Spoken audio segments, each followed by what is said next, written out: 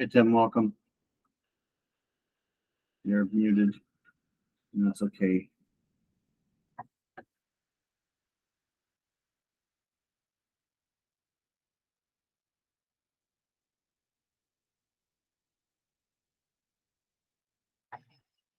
Okay, just waiting for a few more folks to jump on. There's Daryl.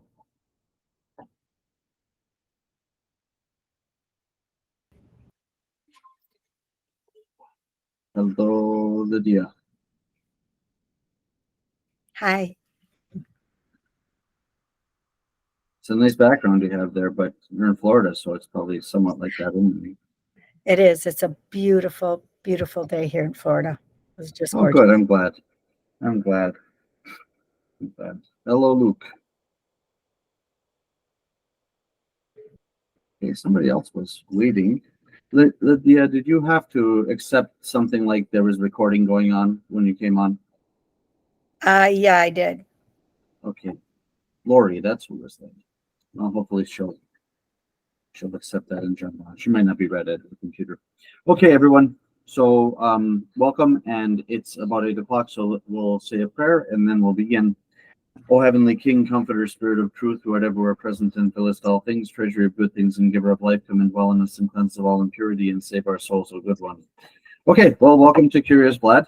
Remember that at the bottom of your page that you're looking at on your computer, there's a little hand. If you want to ask a question, you can click on that, or you can just speak up, whatever works for you. So I thought we'd talk just a little bit about Sunday, yesterday, which was a really wonderful day, and then go right to the questions. So yesterday, Sunday, we had the gospel about that the Lord will call his disciples to be fishers of men. And the sermon was about that, and we also celebrated Saint Sergius.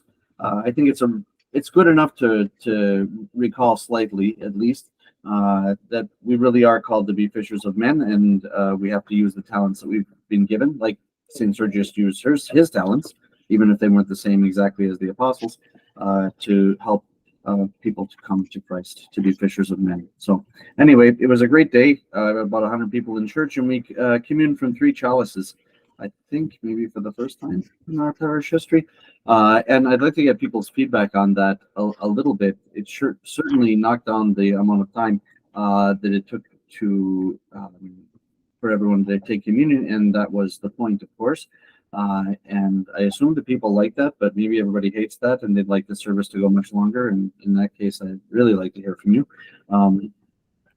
So please share thoughts about that. Think about that, share thoughts, and please think about a question that you'd like to ask, because we'll get to that point shortly. I see that Daryl unmuted. Maybe you want to say something? Did you ever think, excuse me, did you ever think about having more than one table with the bread and that you take afterwards? So I'll repeat it because it didn't come over too loud, Daryl. Maybe the microphone's not close enough to you. The question was, have we ever thought about having more than one table with the bread and wine afterwards? I'm totally open to that. There's no reason to just have one, except it's probably more convenient for the guys who are serving in the altar. But if folks feel like having more than one would be a good idea, we can certainly do that. Because the crowd backs up on that table, sometimes even all the way to the chalice. Yeah, that's a good data point. It worked out really good having 3 chalices. Kind of unusual, but I like it. Good. I'm glad. So I'll talk with the guys about setting up 2 tables, and we'll try that. That's a great piece of feedback. Thank you. Anybody else have thoughts about that or anything that happened yesterday? Happy to have your feedback. While we're doing that, while you're thinking about that, I had something written down a few weeks ago that I thought would be good to talk about, and this is as good a time, as good a place as any. And it's about the other services besides Vespers and Matins or Divine Liturgy that we often participate as members of the body of Christ. And these are services that are sometimes public, more often probably private, like the Malaban, which is an intercessory service. So, for instance, at the beginning of the school year, we serve the Malaban for the beginning of the instruction of children. There are many other ones. I did one on Sunday for someone who was getting ready to go on a trip. There's a Malaban for getting ready to travel, and quite a few others. Quite a few other specific intercessory services like that. There for the reposed, we serve a panikida, which is a very shortened form of matins, which actually so is the Malaban for that matter. Generally, it's a very shortened form of the morning service, the matin service. And there are some other services that we might serve, like we might read or sing in a cathist, as we do every Wednesday evening for the ill. We might do that privately also. So there are a lot of services of need, I guess we would call those services of need, that are available for us in the church. And I think it's good for us to take advantage of those. As I said, most of the time that's done privately. Someone might say, oh, I'm going to have an operation, could you read a prayer for me or something like that? And we do have those things. So I encourage everyone to take advantage of that. It'll be even easier to do that when we move to our hall, which should be, January at the latest. Then the church will be available for those services on Sunday. Although Archbishop Peter doesn't like us to do memorial services on Sundays, but the other services he's very supportive of. So, Lori, I see you raised your hand. What would you like to ask? Yeah, I just wanted to ask, do Akathos services need to have a priest present? No, they don't. Actually, really, any of the services of the church can be served without a priest. We begin and end them slightly differently when there's not a priest. And really, the beginning is, instead of "Blessed is our God," that the priest would say, it's the person who's reading would say, "Through the prayers of our holy fathers, O Lord Jesus Christ, our God, have mercy on us. Amen. Holy God, holy mighty, holy immortal, have mercy on us." And from there, and whenever the priest would have an explanation, we would say, "Lord, have mercy" 3 times. For shorter ectenias, we would do "Lord, have mercy" 12 times, and for the longer ones, excuse me, we would do that 40 times. So there are people who grew up in Alaska or the far east of Russia, seeing only a priest once or twice a year.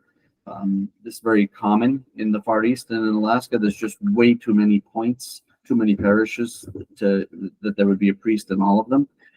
And beginning with Saint Innocent already in Alaska, and then later in Kamchatka, his practice was to visit those parishes that were on the coast in the summer months, so that he could kayak, and in the interior in the winter months, so that he could take dog sled.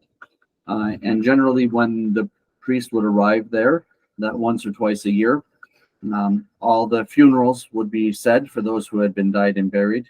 All the children who had been baptized during the time since the last priest had been there would be chrismated. And all the couples that wanted to be married would be married. Everyone would go to confession. The next day, Divine Liturgy would be served. Everyone would go to communion, and the priest would jump in his dog sled or in his kayak, and away he would go. This was the practice. They don't use kayaks or dog sleds anymore. Now it's probably more likely airplanes for the most part, and maybe snowmobiles that are visiting these parishes. But it's still the case in these far-flung places that the priest does not come often. But the people don't just not go to church when the priest isn't there. They do all the services of the church, the Vespers, Matins, Divine Liturgy, but in place of they do it as a reader service, as I sort of described at the beginning, with this special beginning, special ending that's done by a layman, and then in place of the ectenias, Lord have mercy, is done a certain number of times. They don't actually serve the Divine Liturgy because you can't consecrate the body and blood of Christ without the priest or a bishop. But there's a special service which is done, which is called Typika, or in Russian, Obednitsa. And like I said, there are communities still today that only see a priest a few times a year, and during the interim, they do all those services as reader service. One of the neat things about that practice is that practice of visiting those far-flung parishes just a couple of times a year. This actually brought us the first report of Saint Herman of Alaska as being someone who was glorified by God. Saint Innocent was traveling along the coast, and he was not far from St. Herman's Island, and a big storm came up, and he was perishing in the waves. And he turned towards the island where St. Herman was buried, and he said, "Father Herman, if you found favor before God, please save me from this death." And everything calmed down, and he wrote that in his report back to the Holy Synod that were sent on a regular basis from Alaska, and that's the first recorded instance of a miracle being attributed to St. Herman of Alaska, who was not glorified yet for still another 100 years, but that's kind of the usual practice. It usually takes about 100 years after someone has reposed before they would be glorified. So anyway, I think that's an interesting story about St. Innocent and St. Herman, and how we began to find out about St. Herman's sanctity. Okay, good. So that's enough of me just talking. Let's open up the floor to questions. We've got a nice little group of folks here. So again, at the bottom of your screen, if you're not used to Google Meet, there's a little hand. You click on that hand, and it'll let me know that you've wanted to ask a question, and then I will call on you and we'll answer it.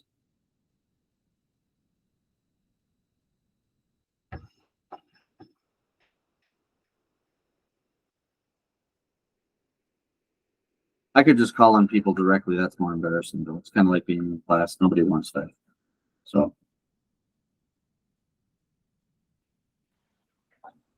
Okay.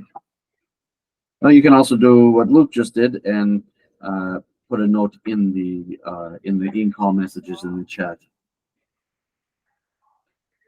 I was Yeah, wondering. visible versus. Oh, go ahead, Daryl. You wanted to say I was something? wondering if you could do a quick recap of the life of Saint Sergius. I know he's a famous saint, but I really can't recall anything about him. Yeah, sure. So I'll do that, and then Luke, I'll answer your question about the visible and invisible church too. So yesterday was Saint Sergius, and Saint Sergius, his name was Bartholomew before he became a monk. I think most people know, but maybe not, that when you take monastic vows, your name is changed. It's considered like a second baptism. But often, in this case, not the case, but often, at least the contemporary practice in the Russian church, is that you are given a name that begins with the same letter as the name your parents gave you. So you remember your parents and that you'll pray for them.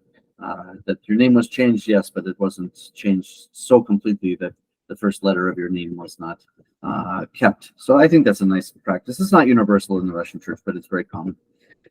So Saint Sergius, probably the first most important part about him is that he was not able to do his lessons as a child. He could not read, and he struggled with that greatly.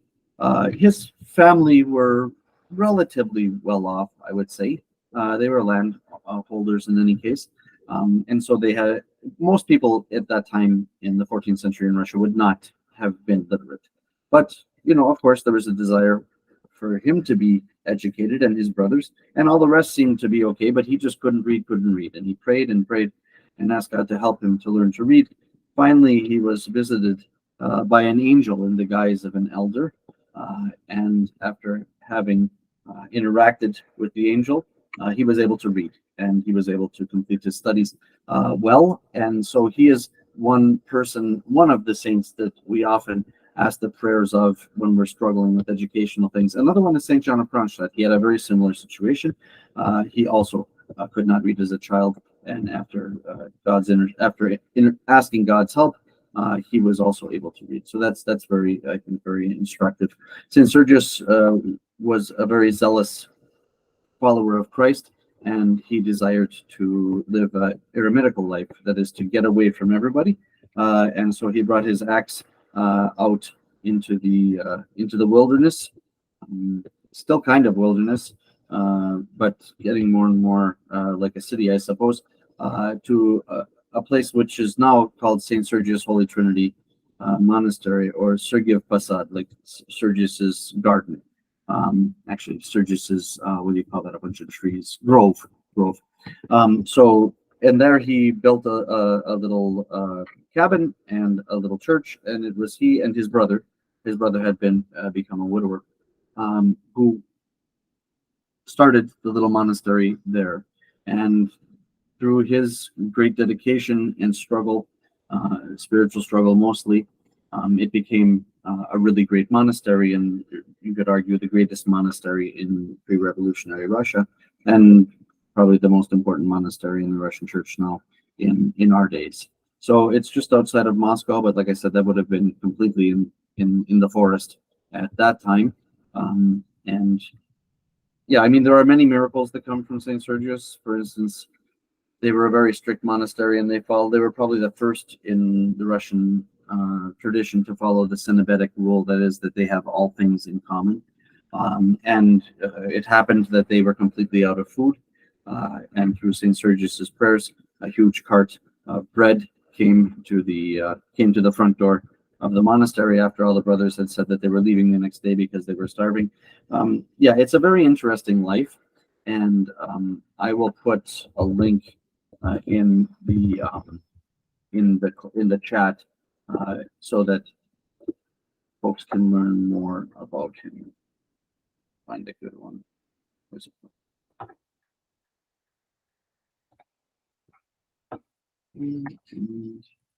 There it is. If you'd like to learn more, you can look at that link in the chat. Okay, now the question.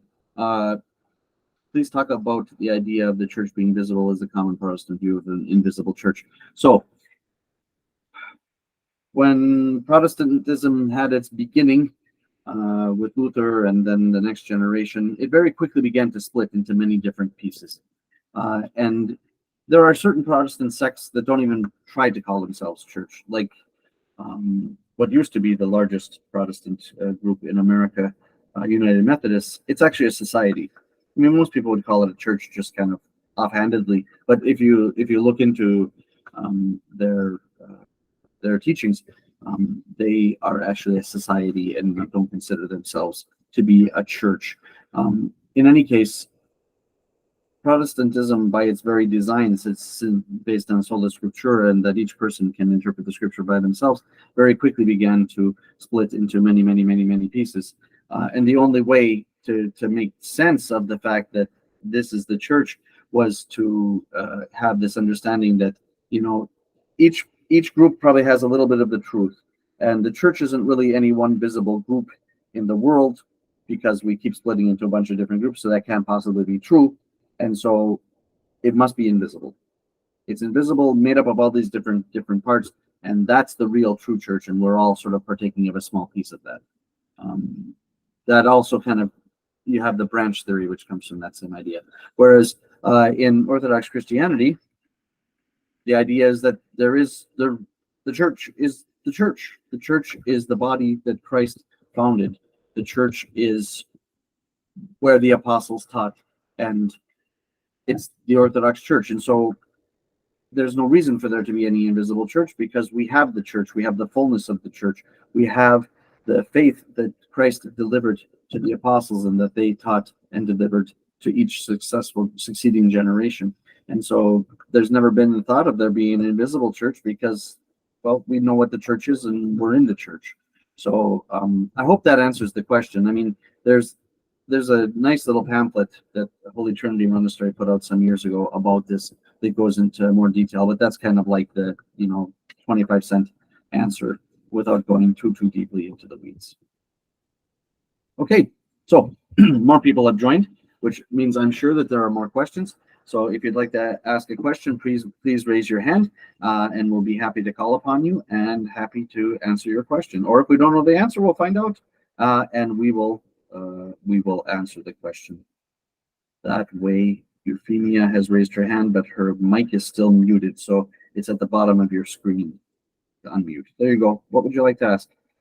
Hello, Father. Father bless. God bless you. You're very quiet. I don't know about if other people can hear you, but I Oh. can't hear you very well. Interesting. That's better. Oh, really? Yeah. Okay. So my question is, it's about polygamy. So in the Old Testament, a lot of people who we consider saints and patriarchs, like Jacob, lived a polygamous lifestyle, and it was never reprimanded. But now, of course, we don't like believe in that type of lifestyle in the church, and I'm just wondering like why it wasn't reprimanded, and well, yeah, just why that is. Good. So that's a good question. So of course, the Old Testament is all about getting to the Messiah, right? And so it is true that polygamy was practiced among the people of God from time to time. And again, I think it's because this is all about getting to the Messiah and the idea that the Messiah will come into the world through the Hebrew people, and the importance of having children, so that even if no one was quite so proud to think that they would give birth to the Messiah themselves, but that maybe their progeny would participate in the coming of the Messiah somewhere in the generations that followed them. So I don't think it's a question really of having to be corrected. It seems that the Lord allowed this. Whether it was something that was pleasing to God, I don't know, but he was not really usually too slow to correct the Old Testament people, and often very strictly. So I think that we can understand that at least God allowed this, especially in that these were considered to be righteous people, both in the Old Testament, by the Old Testament people, and even in the New Testament. But of course, when Christ came, the position of women changed completely. I probably told you this. I tell everybody this, that the greatest feminist in the history of the world was Jesus Christ, because before Christ, women were essentially on the level of cattle. They were just things that were possessed, not considered in any way to be equal to men on any level. And of course, for us, the most important thing is the spiritual level. What happens in the world, that varies and changes from society to society and time to time.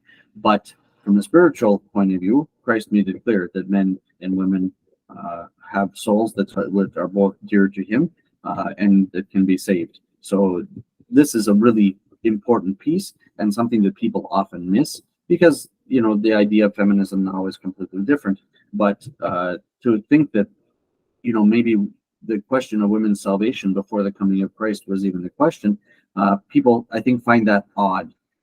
Although the same question still exists in Islam today, and I haven't talked to any like Hasidic Jews about this, but my guess is that that's not a settled question there either. So in any case, I hope that answers the question. I answered the question that I wanted you to ask, but did I answer the one that you actually asked? Yeah, I think I guess I just need to accept that God allowed it, and that things changed after Christ came. Yeah. Yeah, there's only two things that happen in the world, of course, that which God wills and that which God allows. But in this case, that's something which God allowed. I think we can say that. But is not something, of course, which is accepted at all in the New Testament. There was never any really widespread practice of that at all that I'm aware of in the church. We find it with the rise of Mormonism, but I don't really know of any any group that practiced that seriously. Mostly in the early church, it was the opposite. There were sects that taught that there should not be marriage, that was not acceptable for Christians. But the church spoke on that clearly. Christ blessed the wedding in Cana of Galilee, and for the Orthodox, that was never really a question. Marriage was always considered to be honorable. Thank you, Father. You're welcome. Okay. So if someone would like to ask a question, please raise your hand. But there's one in the chat, so I'm having a look at this.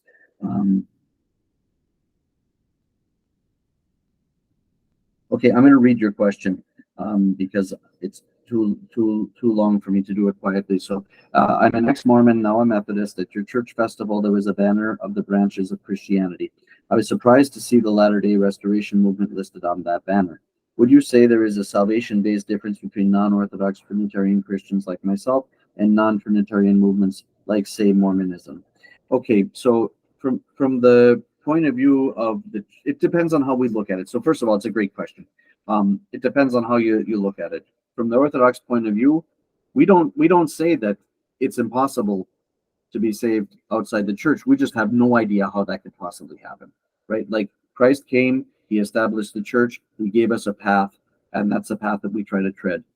It doesn't mean that we can't circumscribe God and say, okay, you gave us that path, therefore you're not allowed to let anybody else into heaven. I mean, that's way above our pay grade. And the understanding of the church is that those who are outside the church should be judged based on their conscience. Did they follow the truth to the best of their ability? And that's how we believe that God will judge those outside the church. So is there a difference between those who believe in the Trinity and who don't? Of course. It's just like, and it's a continuum. There's also like, there's the church here, and then of course they'll have like Trinitarian Christians, then you have like non-Trinitarian Christians, then you start to get into people that don't believe in Christ, and so on and so forth. So it's a continuum from that point of view. But how salvation would work outside of the church, we just don't know. We can't say it doesn't, because we can't say that absolutely it's impossible, because like I said, we can't circumscribe God. That's his call in the end. But we have a path, and we know what that path is, and so we try to stay on it. I hope that answers your question. The reason that there was Mormonism and other kind of sects on that timeline is it's just meant to be a historical representation. It's not the church like saying that those were good or that they were bad. It's just saying that these are things that happen in sort of Christianity writ really large. So I hope that's helpful. If not, please ask a follow-up.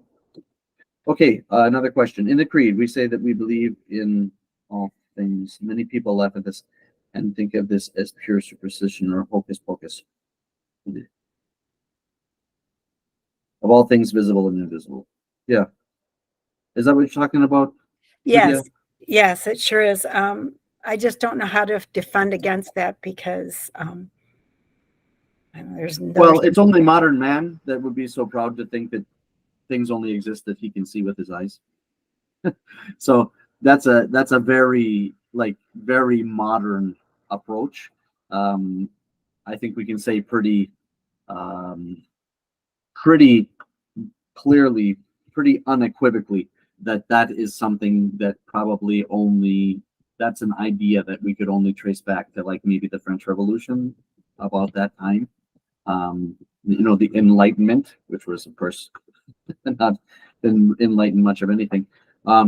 So in any case, that's something that surely is a really kind of modern thought, and the church is much more humble about that.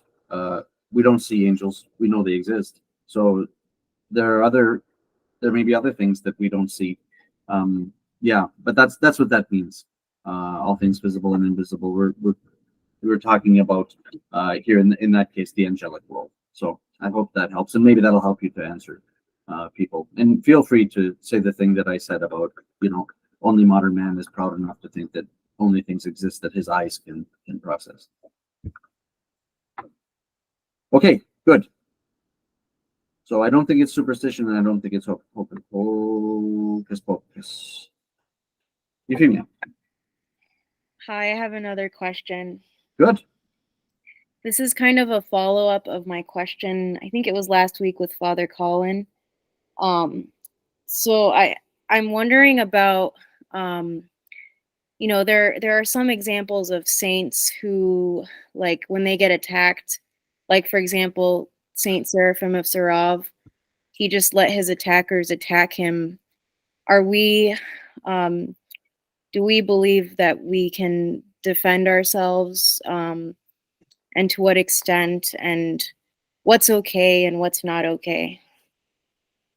Okay, so Father Colin's here tonight, so if he wants to follow up on that, maybe we can do that, and I could also say something, but I don't want to repeat what he said or maybe take a totally different tack. Father, do you want to say something about that? Sure. Hello, everyone. I just joined in.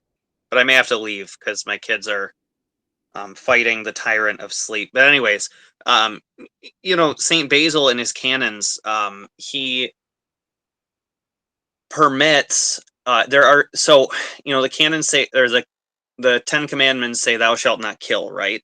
It really what it means is thou shalt not murder. There are instances in which it is acceptable and even necessary to take one's life. That doesn't mean that it is a totally just and holy thing. It simply means that it is a reality of our fallen world. So St. Basil in his canons deals with this. He says that soldiers who have taken a life in battle for defense of the homeland and for defense of their brethren, this is a noble thing, but even then they need to be penanced. The penance is far less than someone who commits murder, which clearly St. Basil is pointing out that there is a difference between these two things. So when it comes to self-defense, right, like if somebody was breaking into my house and my family was threatened, sorry, Father Gregory, in advance, but I'd probably have to leave the priesthood for what I would have to do for the sake of my wife and children. And that's just the reality, right? Yeah. So I guess that's my answer. Yeah, I think it's really telling the difference in the penance. Penance, of course, is medicine, right? I think sometimes we fall into that sort of Western idea that penance is punishment. It's not. The penance is always medicine. So for murder, I think that the penance is 25 years not having communion. And for a soldier who kills in battle, I think it's 3. I'd have to look those up. Thankfully, we don't have to deal with those very often. But you can see that it's like orders of magnitude different. But someone who takes a life needs to have spiritual medicine to heal from that, whether they do that because they want to steal their neighbor's cow, or because someone is coming to kill them or their family, or they have to do it. They have to do that in battle. All of these things are taken into account, and all of the canons are always applied with love. So that is the absolute underlying way that we look at all of these things. And of course, in our days, we have to shorten the canons considerably, the penances considerably, because people just don't have the zeal that they would have had in the ancient world. That's fine. We actually have a really nice book that Metropolitan Anthony Krapowicki wrote about this called Confession. And he wrote it as he was in a Polish jail, actually. I can't remember what for. It was a political thing. And he was alone and was just recalling his lectures by heart that he had given to seminarians in pastoral theology. And so he wrote this down, and this is a little book in English which is called Confession. His full works are 5 volumes in Russian, and they're thick too. So only little pieces of his work have been translated into English, but that one is a really good one. And all of our priests read that. And in fact, Leviticus just encouraged the priests to have another look at it again in the last letter that he sent out, instructing the fathers. So hopefully that answers your question, Euphemia.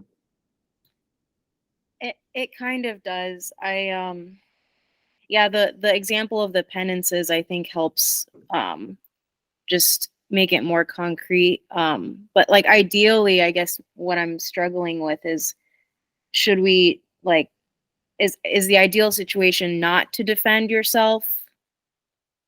I think it really depends on the context, right? So let's go back to Saint Seraphim, right? He was not in a position to fight for his family, right? Nobody was reliant on him, or he didn't need to protect anyone. He was there alone in the woods with, his meager possessions.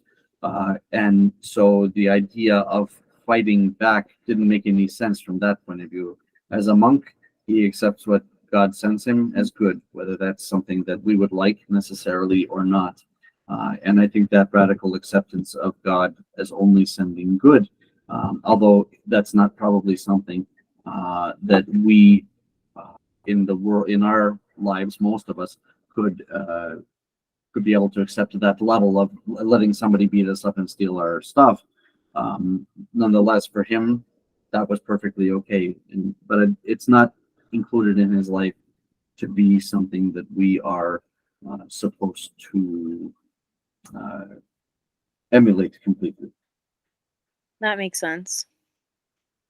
Good. Yeah, you can find other instances of this in the lives of saints also, but it's generally you can also find a lot of instances in the lives of saints where saints fought with enemies. St. Alexander Nevsky, Michael of Tver, there's so many where they fought and they still attained the heavenly kingdom. So they fulfilled their duties, whether those duties were to humbly accept what the Lord was sending or to fight and defend their family and their people. That makes a lot of sense. Good. I'm glad. I had something to add to the I've been Continue. Your voice has gotten very deep. yes, yeah. But just on the note of the canon, St. Basil's canons and Metropolitan Anthony Kropotwicki, I believe he wrote to the pacifists of his day who were talking about the penance for soldiers, pointing out that many things that aren't even considered sins by modern people, I presume particularly of a sexual nature, are penanced harsher than the soldier killing an enemy in battle. Yeah, I think that's probably what he was alluding to. I remember reading that. I don't think that's in the confession book, but I do remember reading that. And yes, that's certainly what he's alluding to. Metropolitan Anthony also said, and I like this a lot, that this is really for us priests, but people, even if someone comes to confession and says, I don't believe, it's obvious that they do, because otherwise, why did they come? So don't dismiss the person, but try to work with them. And it's the same thing. If people come to church and they're like, I don't believe, is that really true? Probably not. Maybe that's an aspiration they have. I hope not. But we should be very slow to sort of react to that. And I think as parents also, if a child says something like that, it's not really true, almost certainly. Everyone has doubt. That's just part of being a human. But to have unbelief is extraordinarily rare. Again, let's start with the French Revolution. That's probably about the time when you could find any real number of people in a society that claimed to have that idea that they didn't believe. Before that, it's really not even a thing, because being a human, it means that you have faith. Good, great questions. Anyone else have questions that they'd like to ask? You can ask Father Colin too. You don't just have to ask me since he's here.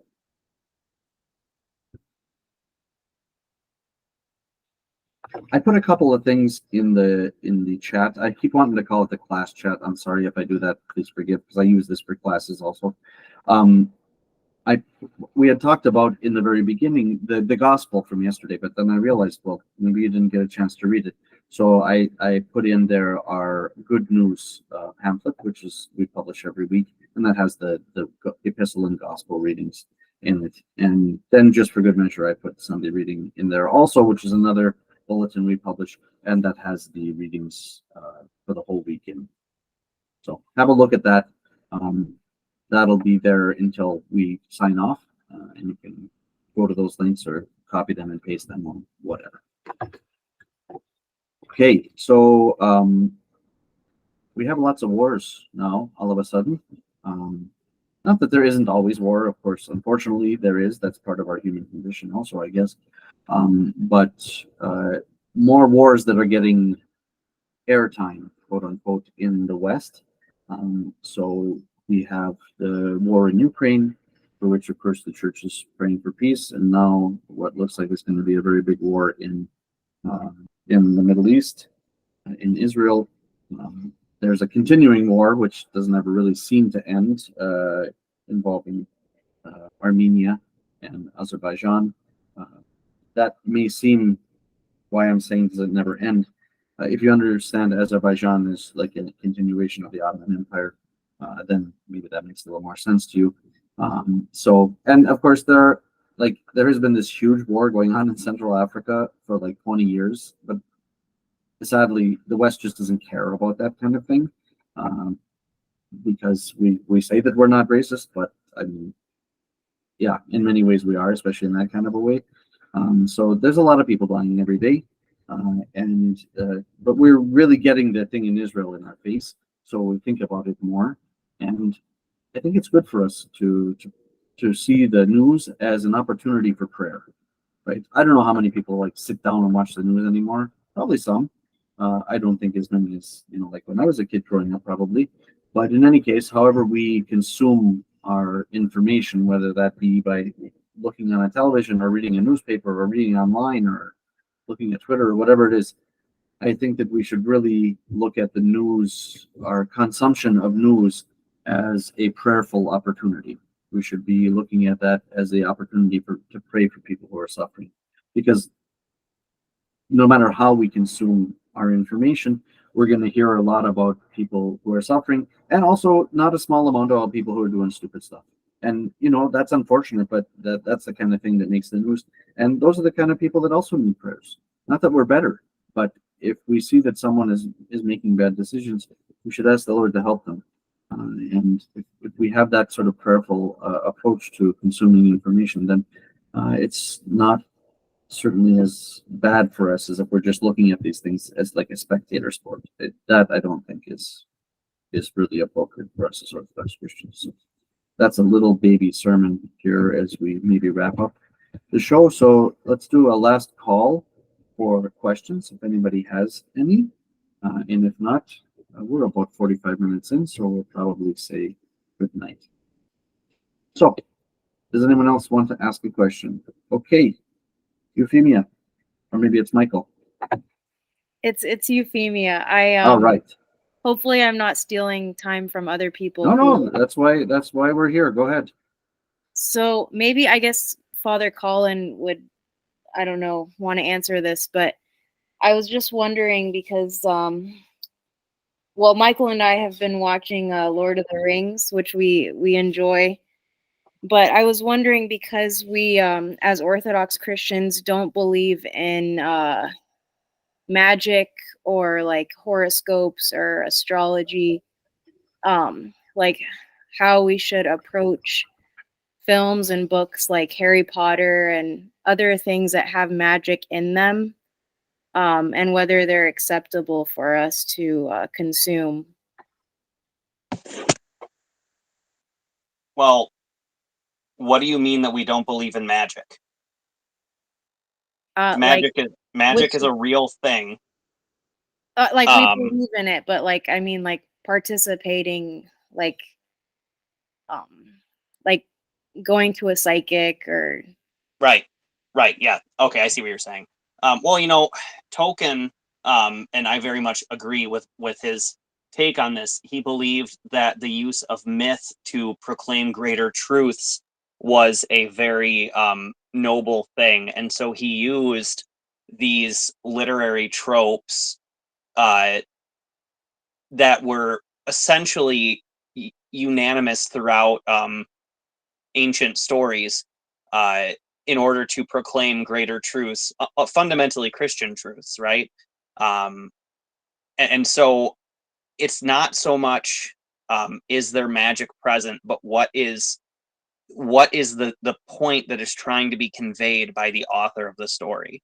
Because there are a lot of modern books that might have they use interesting means to convey Christian truths, because any good story ultimately is something that participates in the story, which is the Christian story. So I am a firm advocate that everyone should read Lord of the Rings as a really good icon of virtue. The movies the movies are good, but they're not as good as the books. They really did Aragorn wrong. But anyways, I could go on, and you probably have heard me go on for hours at Trapeza about my feeling about the Lord of the Rings movies, but I don't know if that's really your question. I guess more like Harry Potter type movies, where I don't know, maybe it's harder to see the virtue or the I don't know, Christian morals in the story.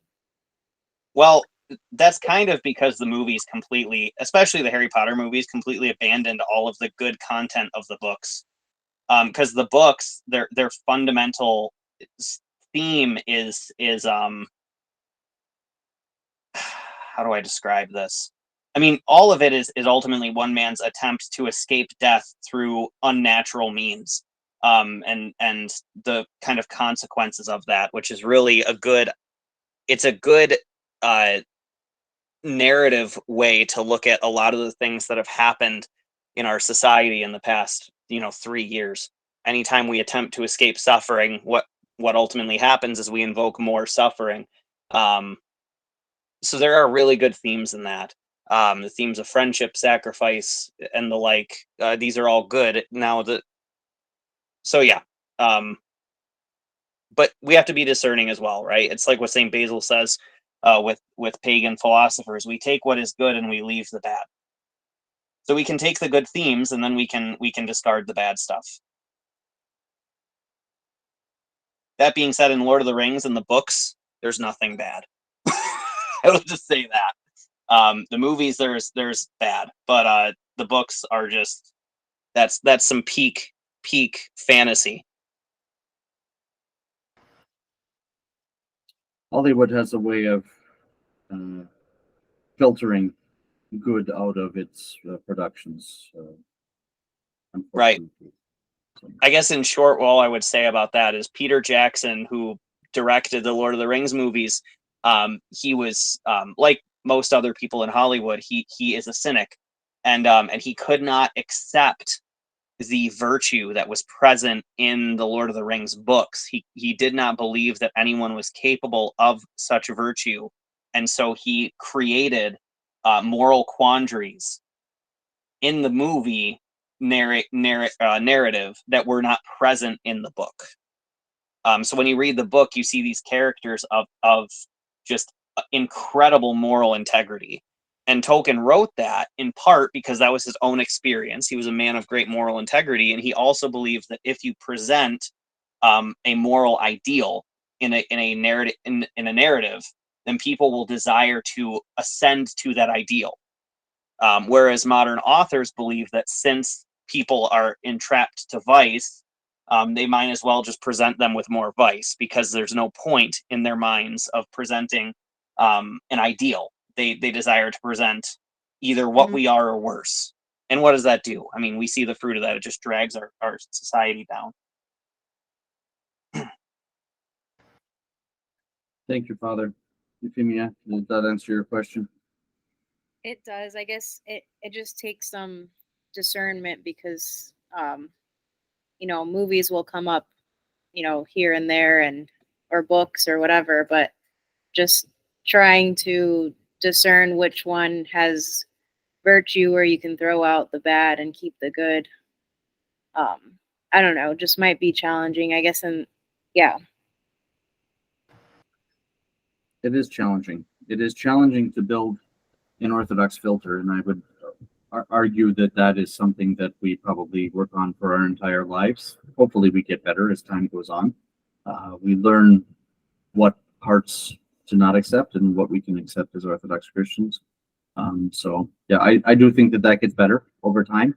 And if we're reading things like Tolkien, and then sometimes reading Fathers, reading Tolkien, reading Gospel, those things help us to build that filter and to read those things in the best possible way.